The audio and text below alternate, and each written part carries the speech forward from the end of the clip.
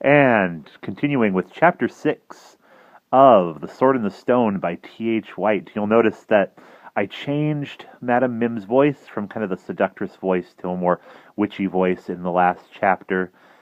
This is going to be the song that she sings.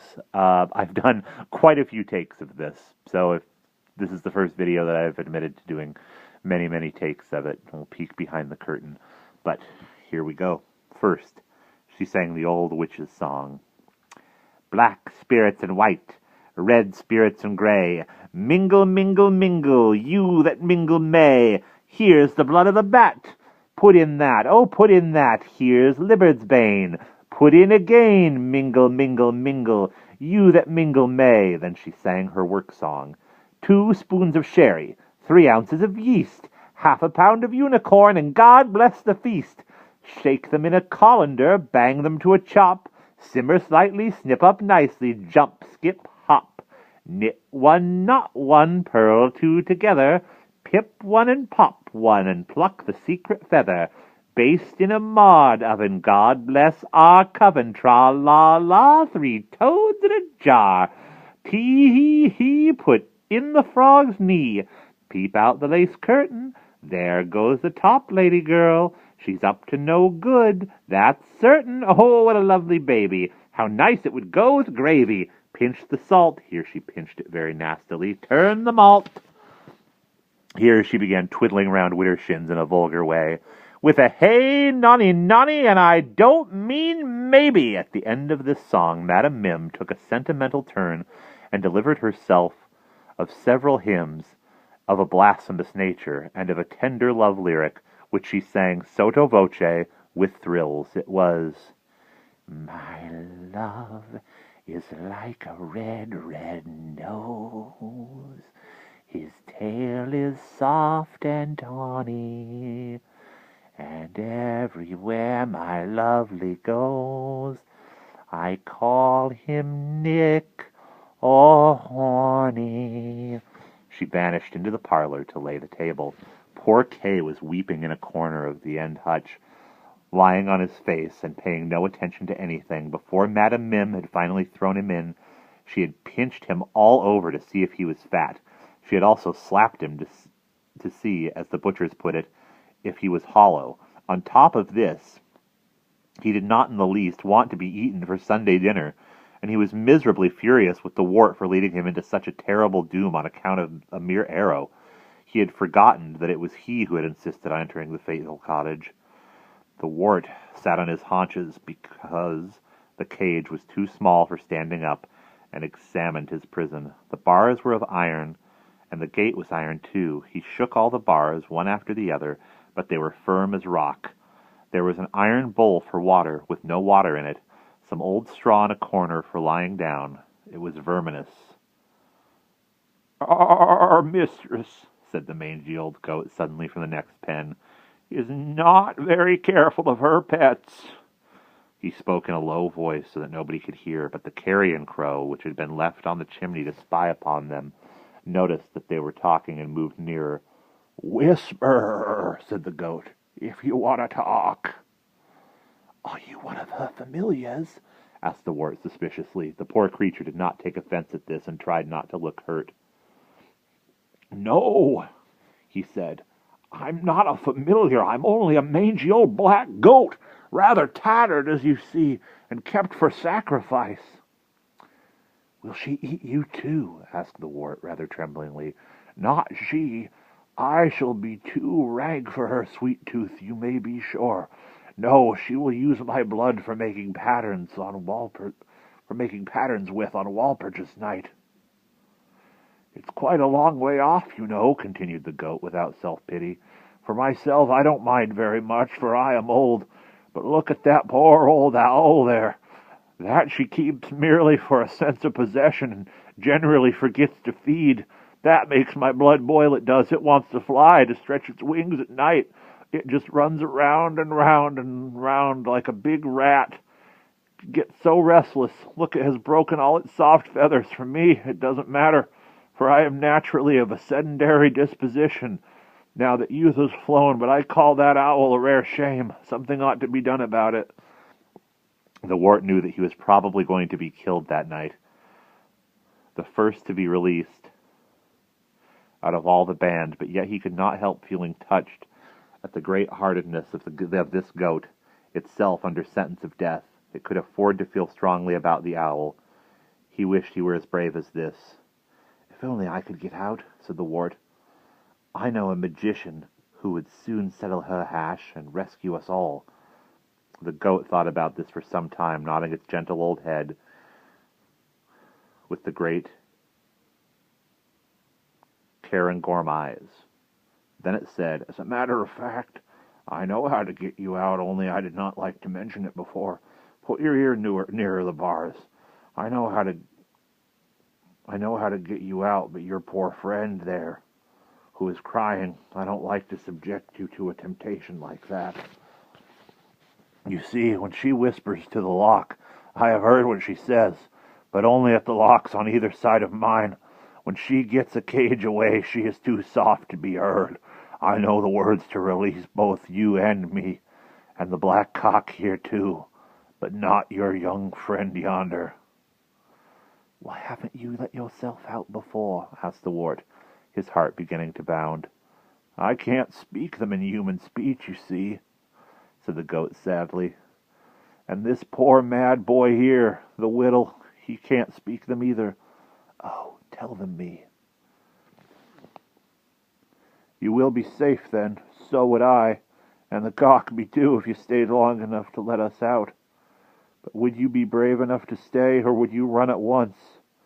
And what about your friend, and the whittle, and the old owl?" "I should run for Merlin at once," said the wart. "Oh, at once, and he would come back and kill this old witch in 2 twos, and then we should all be out." The goat looked at him deeply, his tired old eyes seeming to ask their way kindly into the bottom of his heart.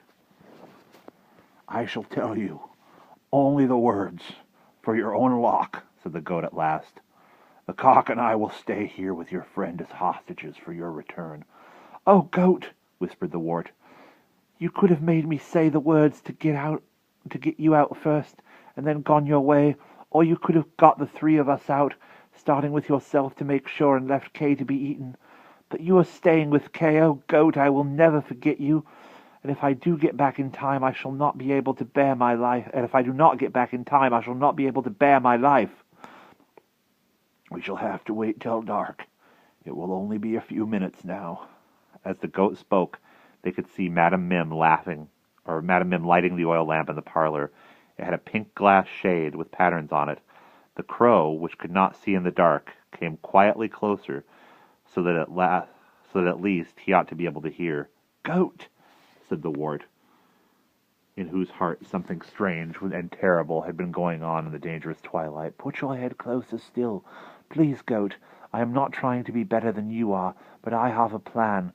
I think it is I who had better stay as hostage, and you who had better go. You are black and will not be seen in the night. You have 4 legs and can run much faster than I. Let you go with a message from Merlin. I will whisper you out. I will stay." He was hardly able to say the last sentence, for he knew that Madame Mim might come for him at any moment now, and if she came before Merlin, it would be his death warrant. But he did say it, pushing the words out as if he were breathing against water, for he knew that he himself were gone that if he himself were gone when Madame came for him, she would certainly eat Kay at once. "Master," said the goat without further words, and put one leg out and laid its double knobbled forehead on the ground in a salute which is given to royalty. Then he kissed his hand as a friend. "Quick," said the wart, "give me one of your hooves through the bars, and I will scratch a message on it with one of my arrows." It was difficult to know what message to write on such a small space with such a clumsy implement. In the end, he just wrote K. He did not use his own name because he thought K more important, and that they would come quicker for him. "Do you know the way?" he asked. My grandmam used to live at the castle. What are the words? Mine, said the goat, and rather upsetting. What are they? Well, said the goat, you must say, let good digestion wait on appetite. Oh, goat, said the wart in a broken voice, how horrible! But run quickly, goat, and come back safely, goat, and oh, goat, give me one more kiss for company before you go. The goat refused to kiss him. It gave him the emperor's salute of both feet and bounded away into the darkness as soon as he had heard the words, or he had said the words. Unfortunately, although they had whispered too carefully for the crow to hear their speech, the release words had to be said rather loudly to reach the next door keyhole, and the door had creaked. "Mother! Mother!" screamed the crow. "The rabbits are escaping!" Instantly Madame Mim was framed in the lighted doorway of the kitchen. "What is it, Grizzle?" she cried. "What ails us, my halcyon tit?" "The rabbits are escaping!" shrieked the crow again. The witch ran out, but too late to catch the goat or even to see him, and began examining the locks at once by the light of her fingers. She held these up in the air, and a blue flame burned at the tip of each. "One little boy safe," counted Madame Mim, "and sobbing for his dinner. 2 little boys safe, and neither getting thinner. 1 mangy goat gone, and who cares a fiddle? For the owl and the cock are left, and the wittles in the middle. Still," added Madame Mim, "it's a caution how he got out, a proper caution, that is." "He was whispering to the little boy," sneaked the crow. "Whispering for the last half-hour together." "Indeed," said the witch. "Whispering to the little dinner, eh? And much good may it do him. What about a sage stuffing boy here? And what were you doing, my greedy guts, to let them carry on like that? No dinner for you, my little painted bird of paradise, so you may just flap off to any old tree and roost." "Oh, mother," whined the crow, "I was only a-doing of my duty." "Flap off," cried Madame Mim. "Flap off and go broody if you like." The poor crow hung its head and crept off to the other end of the room, sneering to itself. "Now, my juicy toothful," said the witch, turning to Wart and opening his door with the proper whisper of enough is as good as a feast. We think the cauldron simmers and the oven is maud. How will my tender suckling pig enjoy a little popping lard instead of a clandestine whisper?" The wart ran about in his cage as much as he could, and gave as much trouble as possible in being caught in order to save even a little time for the coming of Merlin. "Let go of me, you beast!" he cried. "Let go of me, you foul hag, or I'll bite your fingers." "How the creature scratches!" said Madame Mim. "Bless us, how he wriggles and kicks! Just for being a pagan's dinner." "Don't you dare kill me!" cried the wart, now hanging by one leg. "Don't you dare lay a finger on me, or you'll be sorry for it." "The lamb," said Madame Mim. "The partridge with a plump breast. How he does squeak!" "And then there's the cruel old custom," continued the witch, carrying him into the lamplight of a kitchen, where a new sheet was laid on the floor, "of plucking a poor chicken before it is dead. The feathers come out cleaner so. Nobody could be so cruel as to do that nowadays. By nothing or by never, but of course a little boy doesn't feel any pain. Their clothes come off nicer if you take them off alive. And who would dream of roasting a little boy in his clothes to spoil the feast?" And that's where we will pause.